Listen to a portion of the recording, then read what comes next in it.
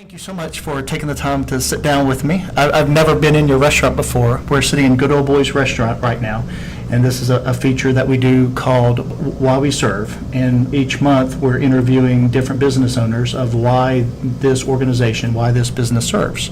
And with the disasters that's happened locally in Lee County, over the last month with the tornado disaster and cleanup, we thought this would be a good opportunity to come together. And I met Jenny the night of the disaster when the tornado struck. We weren't friends before then. Not at all. And so why don't we start? I want to talk about Good Old Boys Restaurant, but let me hold off on that for just a second. Sure. Talk about first what your experience was with the tornado, and all you knew there was bad weather, and you were someplace, and then you found out it was more than bad weather, and then you and I will connect the dots on how we met. A day or two prior, I had seen that there was going to be some severe weather threats, possible tornadoes, and we weren't really in the green. We were kind of in the yellow or the orange, whatever those marginal things mean. I knew there was a risk for Auburn and the surrounding area being hit. Stayed home from church, and 12 o'clock came. It wasn't really bad. I was like, oh man, I could have gone to church.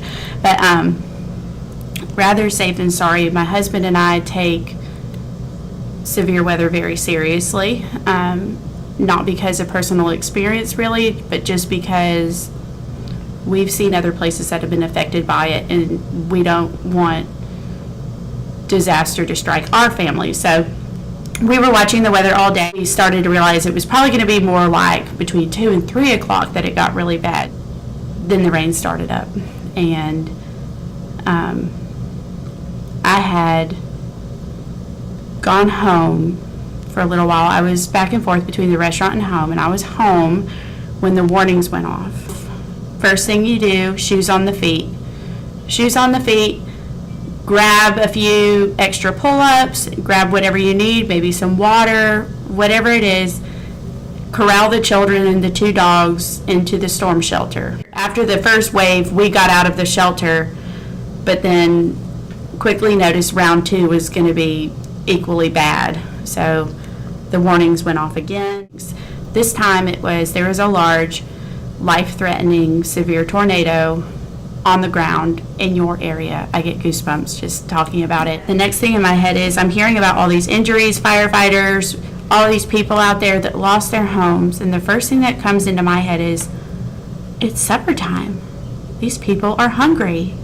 Like, maybe they weren't hungry because of the adrenaline, but the first thing I thought of is like, what are they going to eat for supper? That was not my first thought at all. I had lots of thoughts going on, and this is cool that we're able to talk about it, because I've wondered how you got so quickly engaged, and we met on Facebook, and we're doing this video chat, and we didn't even know each other at the time. Not at all. Because there's these, I'll say, civilian first responders where a lot of folks just have these big hearts. So the thought going in is it's almost 5 o'clock now. People are going to need food. Lots of people are going to be out there doing stuff.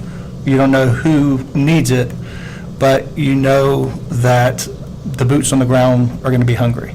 That's right. And you want to serve in some way. I didn't even know if I was going to get out there, if I could even get the food to the people that needed it, because there was so much going on. Because you're preparing it, and you just don't know, right? But we went ahead and we made it. You don't know how many or anything like that? Nothing. So are you making like individual meals, or are you doing just a big tray of chicken fingers? I just loaded it up, a big tray, multiple trays with chicken fingers and fries. And how many meals would you say you prepared that first night? Not over 100 people, but definitely between 50 and 100. After the first night of response for you, I know a lot of people who have been torn to do more and more, and that wasn't really the only meal that you served, right? The first night? We kept on bringing food until suddenly we get to Sanford Middle School, and I get in the cafeteria where it became the new food drop-off point. Mm-hmm.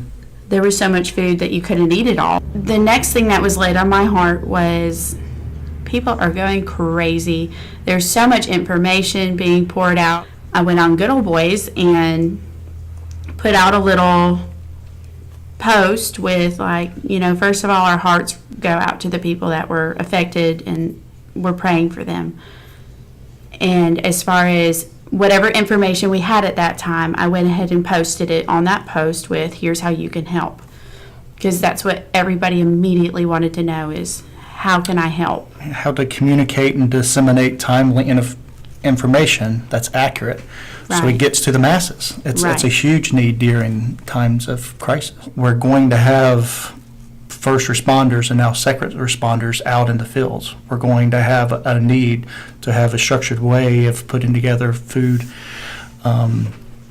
meals for those out in the field. And I know you want to play a role with that. I know we're looking for others. Would you have any guesses? I have a number that was given to me like 2 days ago of how many meals have been served to first responders since the tornado struck. You want to take a guess how many there are? 6,000.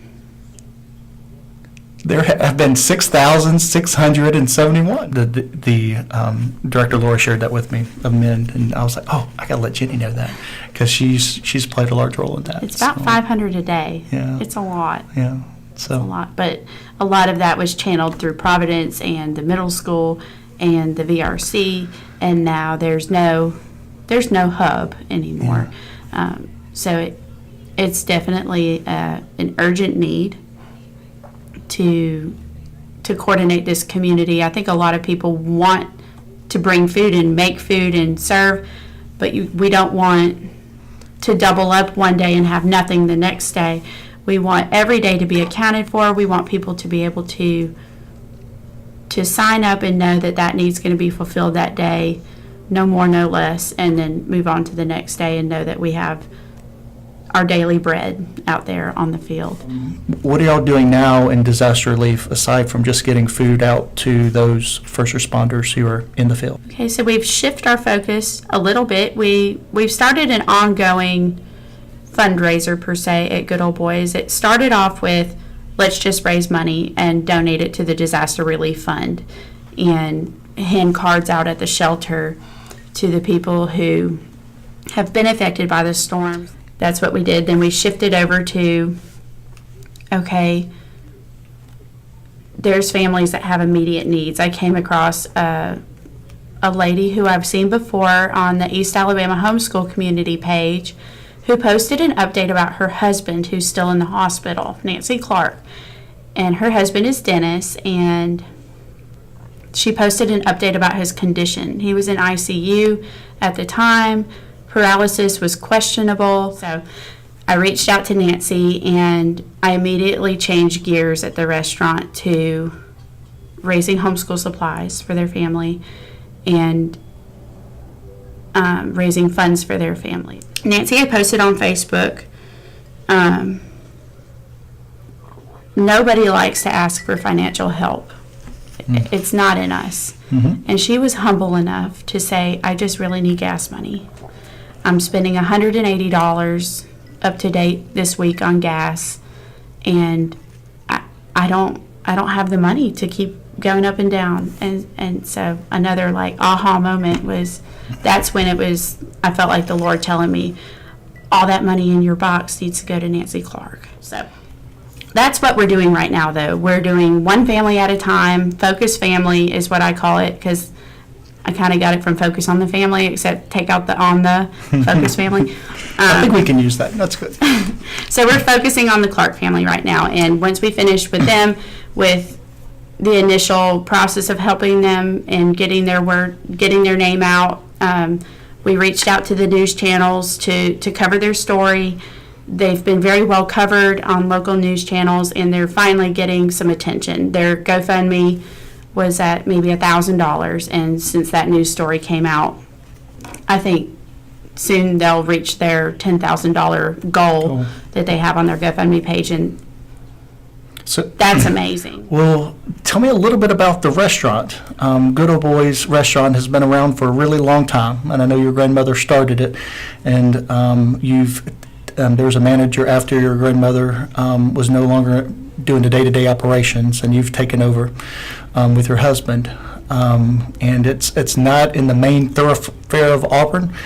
It's a place where I like to call it a destination when I come out here. But you want to just talk a little bit in general about the restaurants and what you're known for? So we opened in 1993, and I was a little girl, and the restaurant's always been a very special place to me because I got to spend a lot of very quality time with my grandmother here, and as a little girl, it was like, my grandma runs Good Old Boys. Like, it was just very special to me. We're a very, very simple place. It's nothing fancy,